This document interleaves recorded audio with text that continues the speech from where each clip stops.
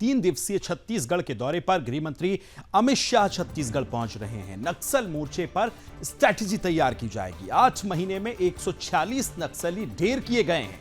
32 camp खोले गए हैं। रायपुर में एनसीबी के कार्यालय का भी उद्घाटन गृह मंत्री करने वाले हैं।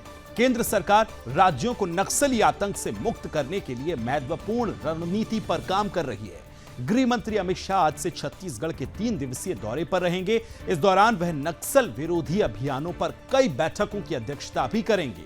24 अगस्त की सुबह रायपुर जिले के चंपारण शहर में महाप्रभु वल्लभाचार्य के आश्रम का वो दौरा करेंगे। इसके बाद अंतर्राष्ट्रीय समन्वय पर छत्तीसगढ़ और पड़ोसी राज्यों के मुख्य सचिवों और पुलिस महानिदेशकों यानी डीजीपी की बैठक की अध्यक्षता भी करेंगे। साथ ही राज्य के वामपंथी उग्रवाद प्रभावित क्षेत्रों में सुरक्षा और विकास पर एक बैठक की अध्यक्षता भी वो करेंगे। साथ ही रायपुर में नारकोटिक्स कंट्रोल ब्यूरो के एक कार्यालय का उद्घाटन भी उनको करना है। छत्तीसगढ़ में सहकारी क्षेत्र के विस्तार पर एक बैठक की अध्यक्षता भी वो करेंगे। तो कुल मिलाकर 3 दिन का दौरा जो है गृह मंत्री छत्तीसगढ़ का करने वाले हैं, लेकिन मुख्य उद्देश्य लाल आतंक यानी कि नक्सली गतिविधियों पर पूर्ण विराम लगाना है।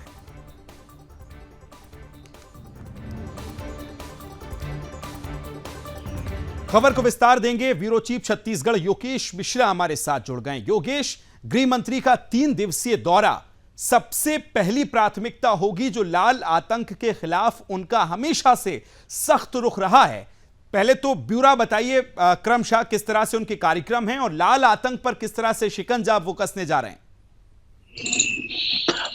विकास, देखिए मैं आपको बता दूं, जैसा आपने भी उल्लेख किया कि ये महत्वपूर्ण दौरा है। आज तकरीबन रात को 10 बजे गृह मंत्री अमित शाह जो हैं वो रायपुर एयरपोर्ट पहुंचेंगे और उसके बाद कल से ही जो बैठकें हैं उनका दौर शुरू हो जाएगा। कल एक निजी होटल में नया रायपुर में जो 7 पड़ोसी राज्य है उनके पुलिस महानिदेशक और जो सुरक्षा बल के जुड़े हुए अधिकारी हैं, ये सारे अधिकारियों के साथ में अमित शाह 1-to-1 चर्चा करते नजर आएंगे और उसके बाद एक के बाद एक बैठकें लगातार होंगी। अगर परसों की बात करें तो चूंकि जैसा उल्लेख भी किया, एनसीबी की ब्रांच ऑफिस का यहां पर उद्घाटन करेंगे और साथ ही एक निजी होटल में ही सहकारिता को लेकर के किस तरह से आगे प्लानिंग हो रही है सरकार की, इन तमाम विषयों को लेकर के गृह मंत्री और सहकारिता मंत्री अमित शाह सीधे तौर पे 1-to-1 चर्चा करते नजर आएंगे। और आपने देखा होगा कि छत्तीसगढ़ में यदि हम बीते 7-8 महीनों की बात करें तो लगातार यहां पर माओवादियों को जो है घर में घुसकर मारा जा रहा है। लगातार एक्शन प्लान तैयार किया जा रहा है, चाहे वो बस्तर की बात हो, चाहे बस्तर संभाग के समूचे जिलों की बात हो।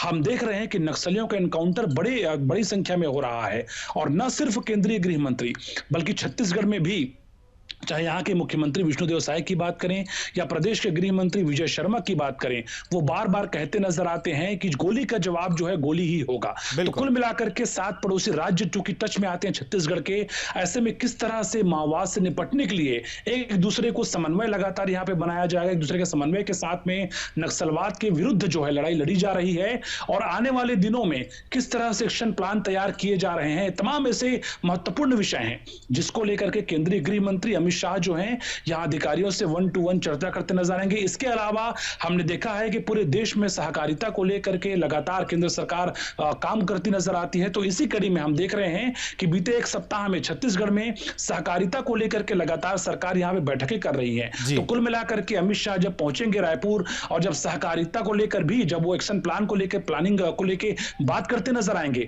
तो किस तरह से यहां पे सरकार काम कर रही है सहकारिता को लेकर के, खासतौर पर किसानों को संबल प्रदान करने के लिए किस तरह से और सेल्फ एम्प्लॉयमेंट जनरेट करने के लिए किस तरह से यहां पे सरकार काम कर रही है, ये तमाम ऐसे विषय हैं जिसको लेकर के जो कद्दावर लोग हैं यहां पे वो अमित शाह से चर्चा करते यहां पे नजर आने वाले हैं। विकास, बिल्कुल। और योगेश, ये भी आपसे जानना चाहूंगा क्योंकि नक्सलवाद एक महत्वपूर्ण मुद्दा है। हमने देखे साल दर साल बदले, मौसम बदले, लेकिन एक समस्या हमेशा छत्तीसगढ़ में रही नक्सलवाद। और आज से कुछ महीने पहले की अगर मैं बात करता हूं तो जब अमित शाह वहां रैलियों में जाते थे चुनाव कैंपेनिंग के दौरान तो वो कहते थे कि हमारी सरकार आएगी तो पहली प्राथमिकता हमारी लाल आतंक के खात्मे की होगी। और यही रुख डिप्टी सीएम विजय शर्मा का भी नजर आता है और यही कारण है कि 8 महीने में 146 नक्सली ढेर और 32 कैंप जो हैं लगाए गए हैं। क्या यह दृढ़ इच्छा शक्तियों की कमी थी जो अब नजर आ रही है योगेश? बिल्कुल देखिए, आपने बिल्कुल सही कहा है। जिस तरह से छत्तीसगढ़ में यदि हम डिप्टी सीएम और गृह मंत्री विजय शर्मा की बात करें तो पहली बार ऐसा हुआ है कि कोई प्रदेश का गृह मंत्री जो है ऐसे गांव में जा रहा है जहां पर कभी कोई नेता नहीं पहुंचा है। हम्म। तो ये साफ तौर पे इंगित करता है कि किस तरह से नक्सलवाद के खात्मे को लेकर के राज्य सरकार यहां पर काम कर रही है। और जैसा मैंने पहले ही उल्लेख किया कि गोली का जवाब गोली, ये जी। साफ तौर पे संदेश है कि अगर माओवादी अपने हथियारों को नहीं छोड़ेंगे तो उनको लगातार हथियारों से ही जवाब दिया जाएगा। और इसीलिए जो आंकड़े हैं आप देखिए, चाहे वो नक्सली कैंपों को ध्वस्त करने की बात हो, चाहे वो नक्सलियों को मार गिराने का आंकड़ा हो, चाहे वो नक्सलियों के सरेंडर्स की बात हो, ये आंकड़ा लगातार बढ़ता जा रहा है। और ये साफ तौर पर इंगित करता है कि चाहे वो सेंट्रल फोर्सेस के जवानों की बात हो, चाहे राज्य के सुरक्षा बलों की बात हो, लगातार एक दूसरे से समन्वय बनाया जा रहा है और समन्वय जी। के साथ में माओवाद के विरुद्ध लगातार लड़ाई लड़ी जा रही है। और केंद्र सरकार, राज्य सरकार के साथ ही जो केंद्रीय सुरक्षा बलों की एजेंसियों के जवान हैं या फिर राज्य के सुरक्षा बलों के जवानों की बात करें, समन्वय साफ तौर पे देखा जा रहा है। और समन्वय का ही परिणाम है कि जो आंकड़ा है माओवाद से निपटने का और जिस तरह से लगातार माओवादी मारे जा रहे हैं, ये आंकड़ा इसीलिए लगातार बढ़ता जा रहा है। जी बिल्कुल योगेश, बहुत शुक्रिया तमाम जानकारी साझा करने के लिए।